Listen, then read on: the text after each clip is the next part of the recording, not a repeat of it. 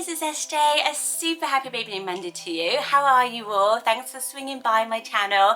And today I have a really epic girl name list. All of these names are unranked. I think they might be a little bit challenging, these names. They're basically called the dark romantics because I'm always looking at where the trends are going to go, and I feel like these names are quite fashion forward in that you've not really heard them much, and they're kind of from all around the world as well. But the thread that they have in common is that they have this kind of drama to them. They're sort of dramatic, strong feminine names, so either through the meaning or through the person in history they're associated with, and just how they look epic. They really do. So I feel like it's going to be the next level of, if we've liked, you know, Ophelia, Delilah, Pandora, all those names that have kind of come back and are still sort of hipster names, but with hipster names they kind of come in and out quite fast, and I feel like these names are going to be the hipster names that we're looking for in like 2022, 2023. So I really hope you enjoy them. Have an open mind, go with me with it, because it's October, it's Halloween month.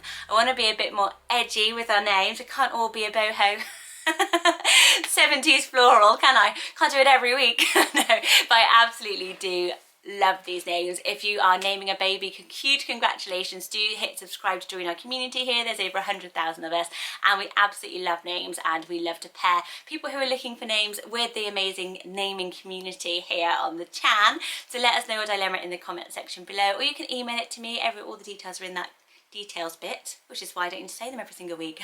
Give myself a day off. Right, let's get on with this name list. So they're so brand new, so I hope somebody here is going to be brave enough for these. So what do you think? A lot of you will know this name. It's the name Theodosia.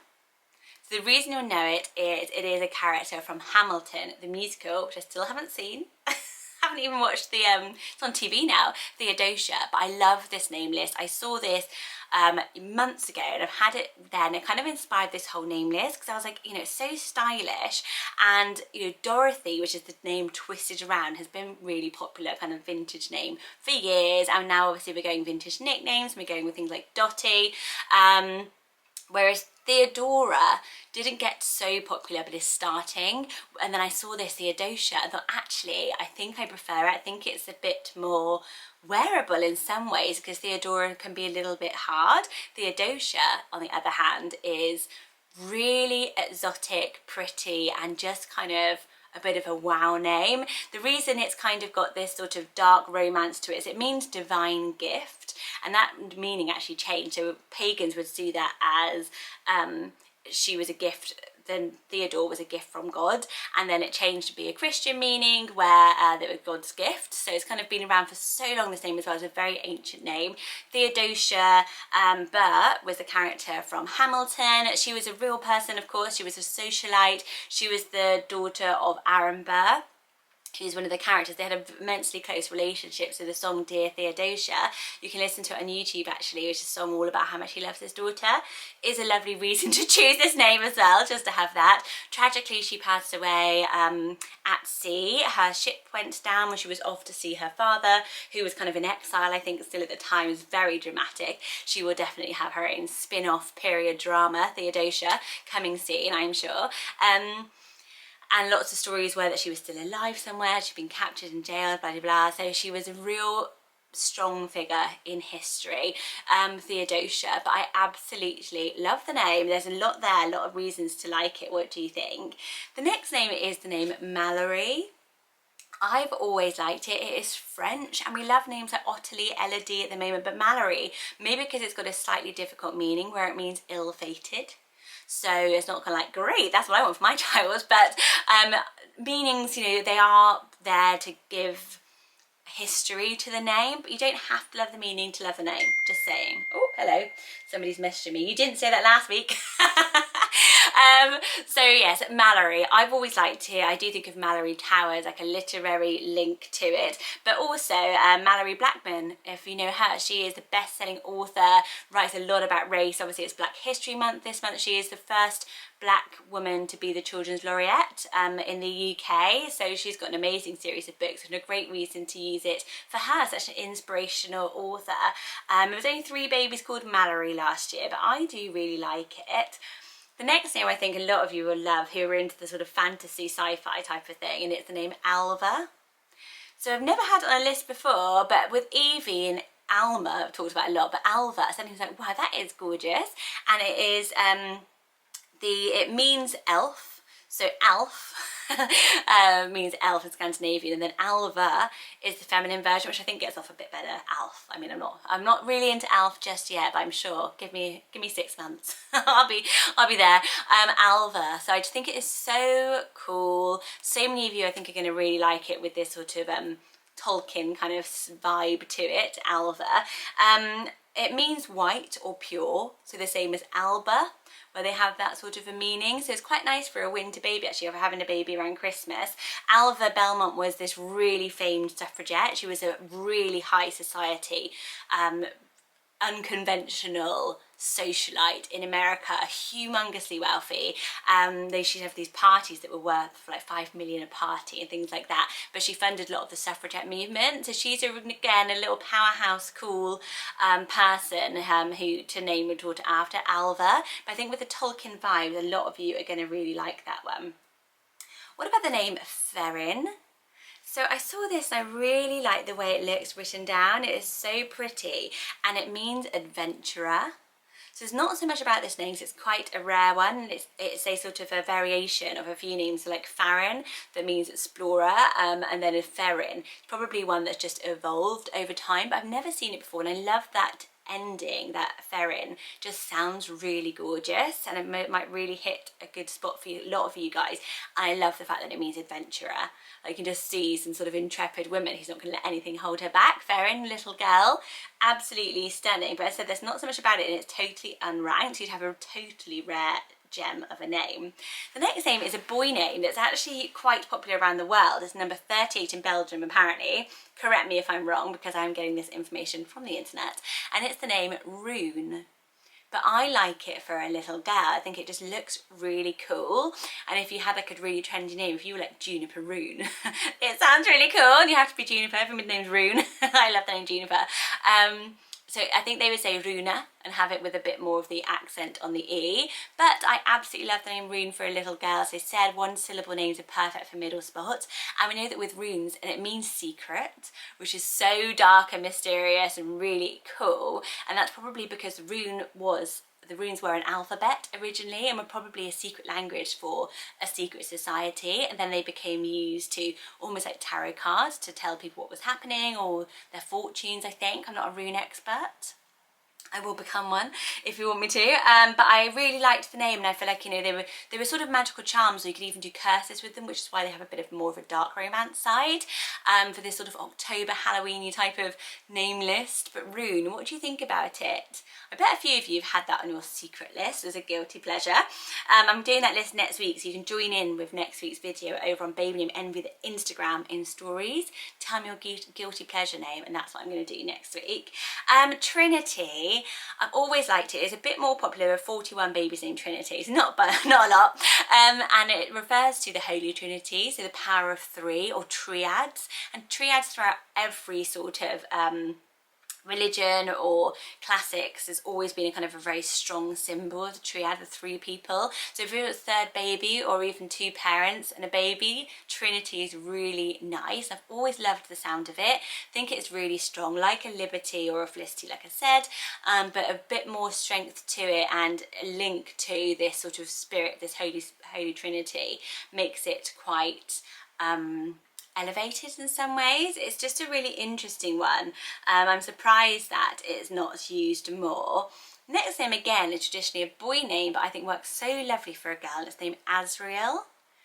So it means God is my help. So it's got quite a really positive meaning, Ariel. We see it more on boy name lists, but I think, you know, we loved Ariel, and it's kind of just like, oh, we can't use it because of the princess Disney. But Ariel, you really kids, and I think it's really trendy. I looked online. I always have a little look around the forums on each of the names, see if anything comes up, because I think of Lord Asriel spelled differently, but from Philip Pullman Dark Materials, which I loved that series. Ed Sheeran's got a Lyra, probably after the girl from that character from that book, actually, he did say. It's a brilliant sort of fantasy sci-fi kind of link again through literature, Asriel, but some people think of it as the guy from the Smurfs. that was coming up, which made me crack up because I just watched that quite recently for my sins with my 3 children, not by myself, I must say. What do you think of the name Everluna? So I came across this when I was researching for somebody for the podcast, where they send in all their dilemmas. Oh, I've got an announcement on that at the end. My daughter's Evelina, and then I found this name Everluna, which means life and the moon. And I know so many of you, so many people are into the moon cycles at the moment and tracking them. So I thought it might really hit a few sweet spots for so many of you. Isn't it unique and cool with lunar boomer over the last few years? Everluna, I just think, has got like midnight dark romance all over it. The name evening would have been good on this list, wouldn't it?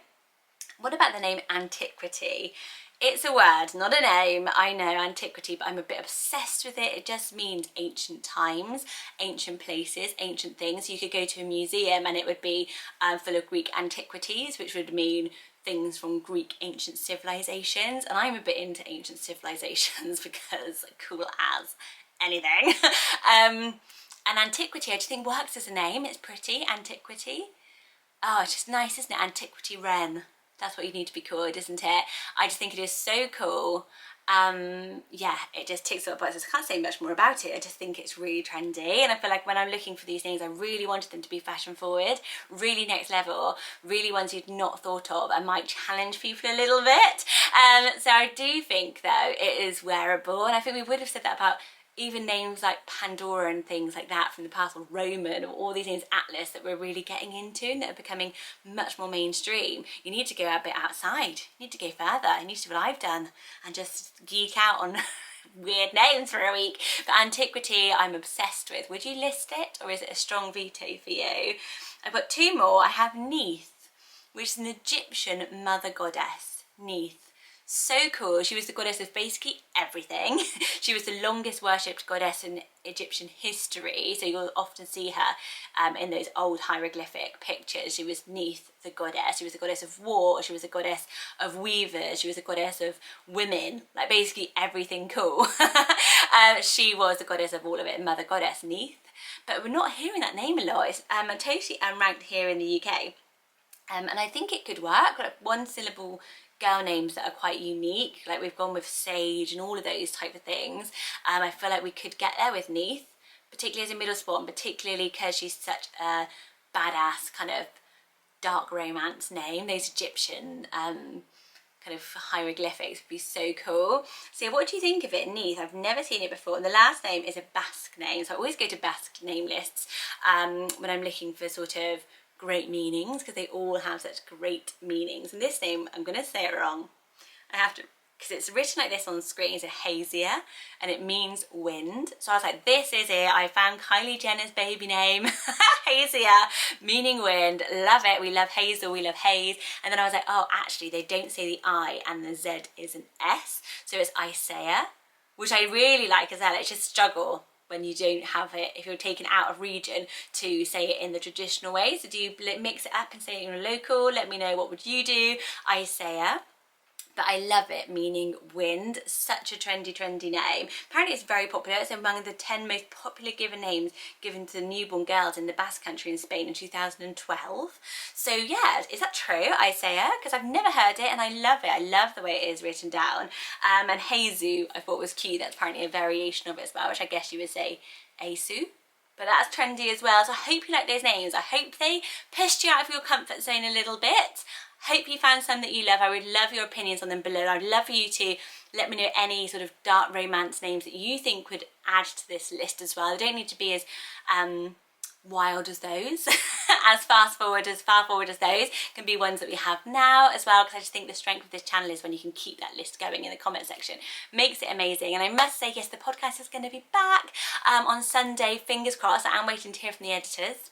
Maybe that's him texting me. I've listened to the episode and it's really good, and it is super long because we had so many messages over summer and wanted to have as many of you guys come up with names as we could, but the names are insane. I worked so hard on them, writing them all summer.